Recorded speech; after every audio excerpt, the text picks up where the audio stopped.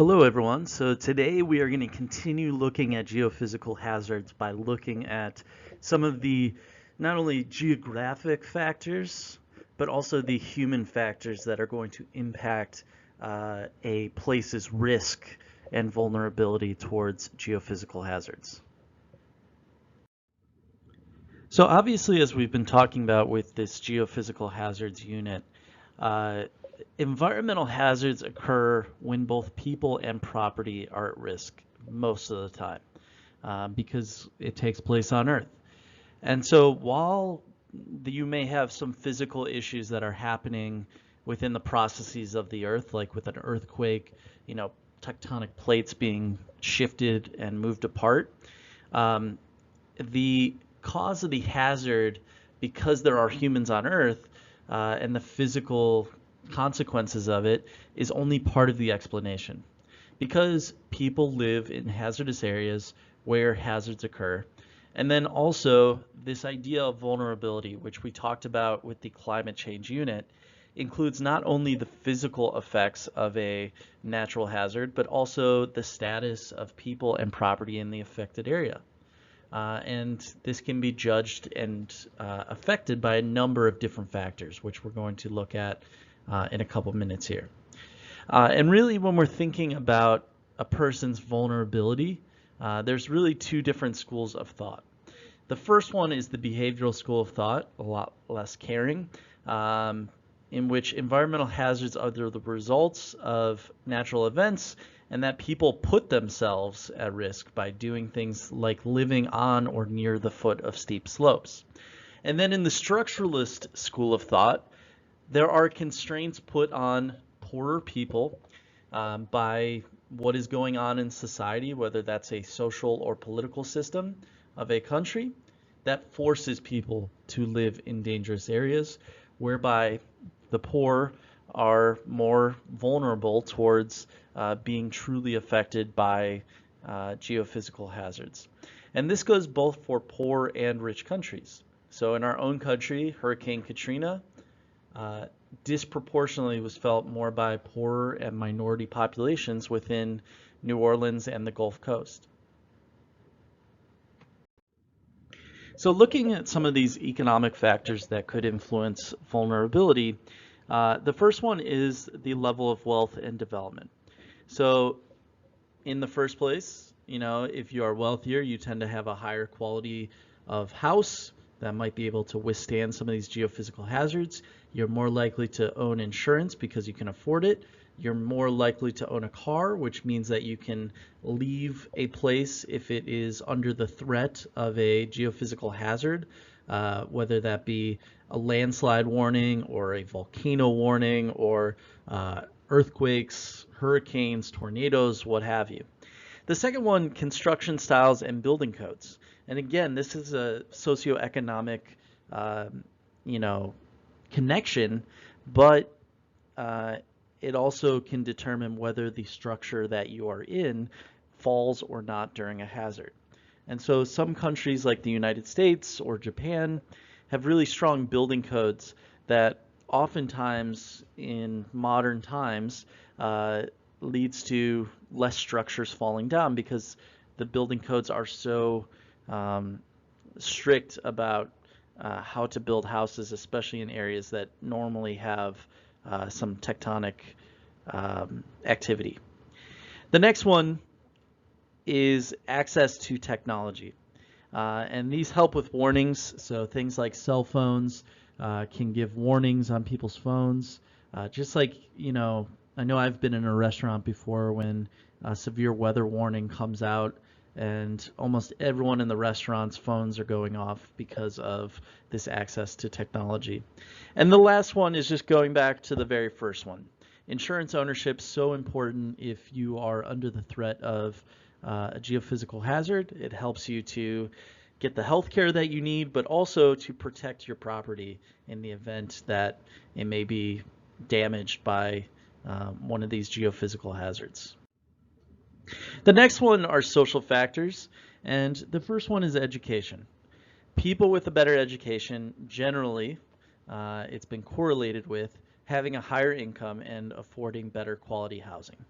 The second one, public education, so important because if the public is educated in some way, either through schools or also through outside educational programs, uh, has been shown in Japan, it can help to reduce the number of deaths as a result of things like earthquakes or tsunamis. The next one, awareness of hazards.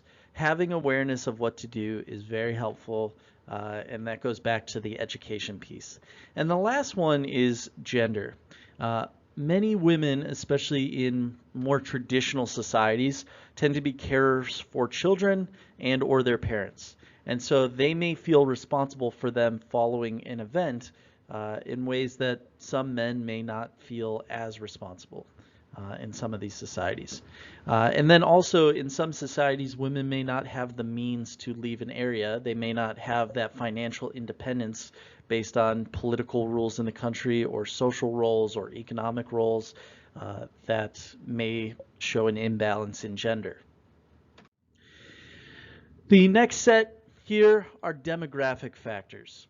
And in terms of demographic factors, the first one, population density. A large number of people in rapidly growing cities are in hazardous areas, and that can cause some obstacles in terms of protecting people, protecting property. The second one, age. If you're older or if you're very young, you tend to have more vulnerability towards these extreme hazardous events that may occur. And so, as you can see there in terms of statistics, 65% of those who died in the 2011 Japanese tsunami were over 60 years old. And that may come from a physical inability to get out of these places, but also, maybe they have less family around them to be able to help protect them. The third one, migrants. If you are moving to a new area, you may be unaware of some of the natural hazards that might be present in that environment. If you're not from a city or from a country, you may not know that certain hills tend to have more landslides than others, or that certain areas of the country might be more at threat from an earthquake.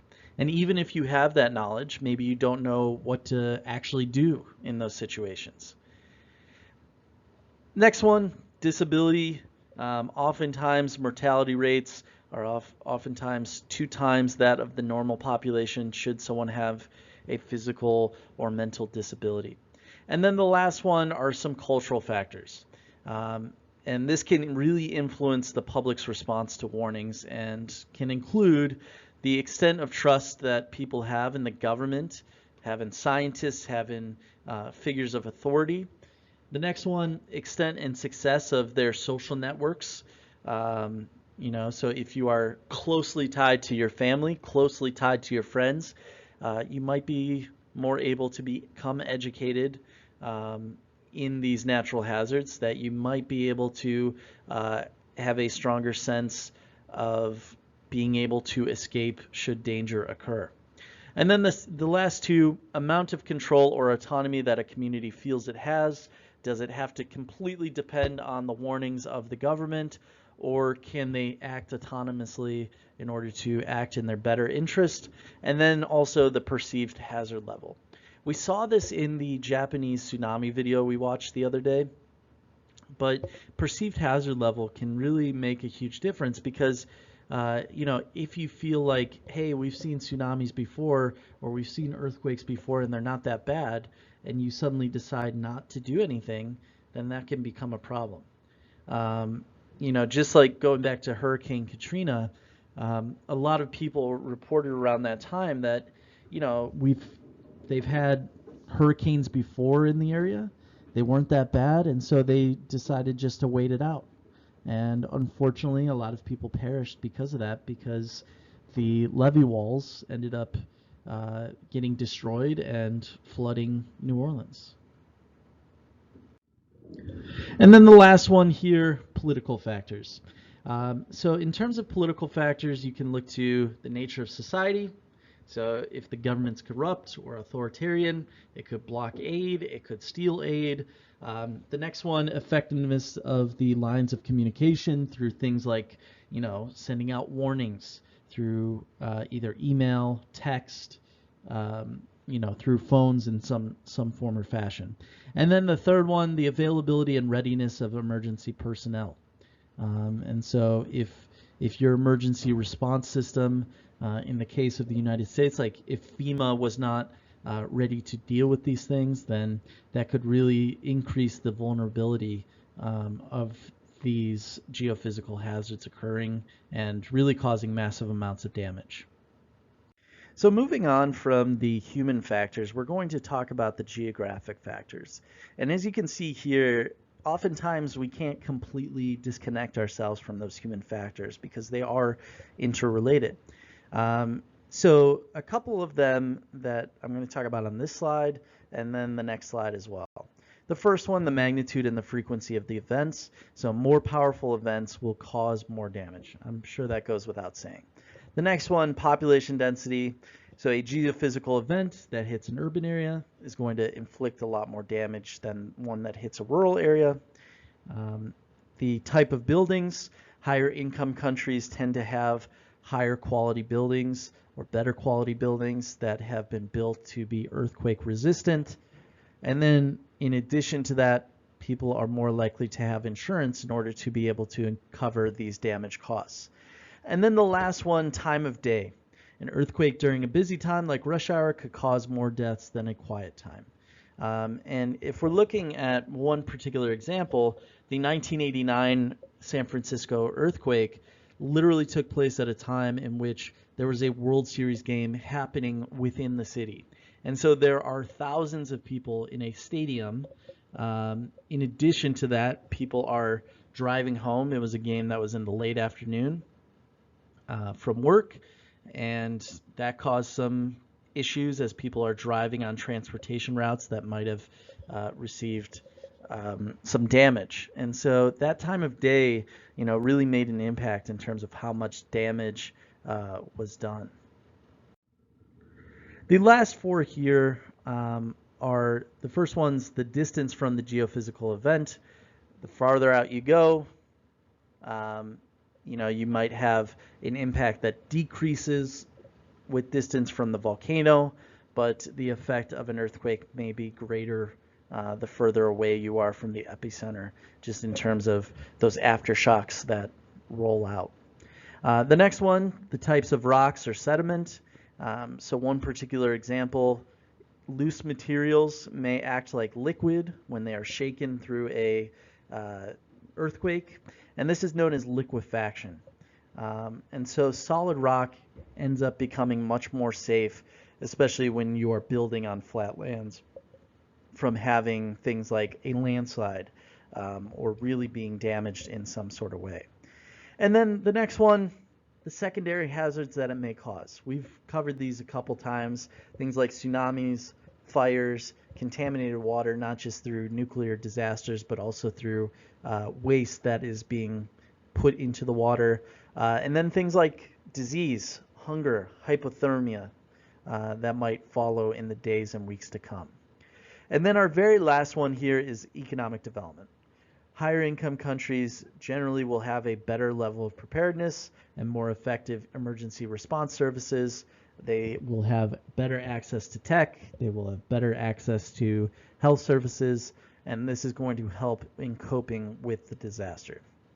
So just to finish up here, obviously there are a lot of factors that can be at play in terms of determining whether a society is going to feel the effects of a geophysical hazard as much as some other society. So if you have any questions over any of these, please let me know, and I hope all of you have a great day.